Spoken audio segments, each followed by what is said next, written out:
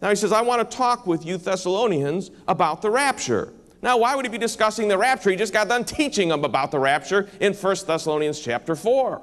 Well, look what happened. They can't figure out how they got in the day of the Lord. They're supposed to be there. They're not supposed to be there according to what they understand, but they think for some reason that they're in the day of the Lord. Notice what they say.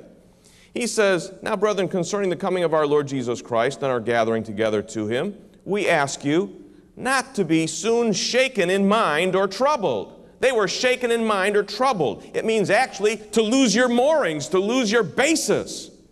They were unhinged. They were so worried. What were they worried about?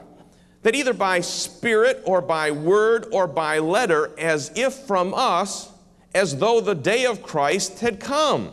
They thought somehow they had missed the rapture and were in the day of the Lord. How in the world did they get that idea? Somebody had come and deceived them. How do we know that? Paul says, don't be troubled either by a spirit. Somebody either said they had a spirit of prophecy, or by a word. Somebody said, we've got a word here, or by a letter, as if from us. Somebody came and produced a letter and said, look, here's Paul's name on it. And this letter, this word, this spirit, this prophecy said they were in the day of the Lord. They had been deceived.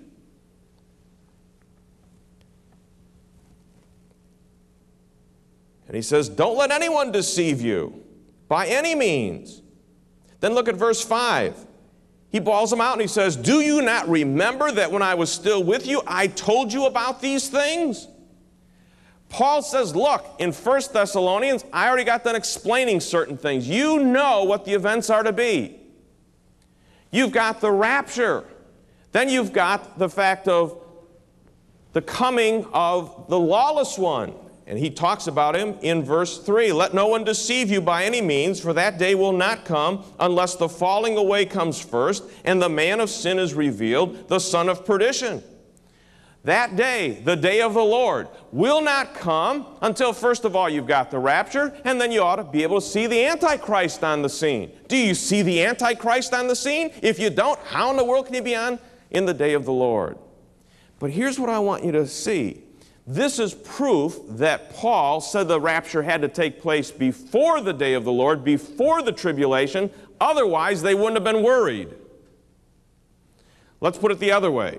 Let's say that the other folks that are believers who say that Christ will come after the tribulation, that he will come in the middle of the tribulation, and let's say that you believe that you are in the day of the Lord, but the rapture is still coming. Well, why would you be worried then? You're not going to be worried then. Why would you be worried? You'd only be worried if you thought you had missed it, and now you were in it, and you were only going to face the wrath of God.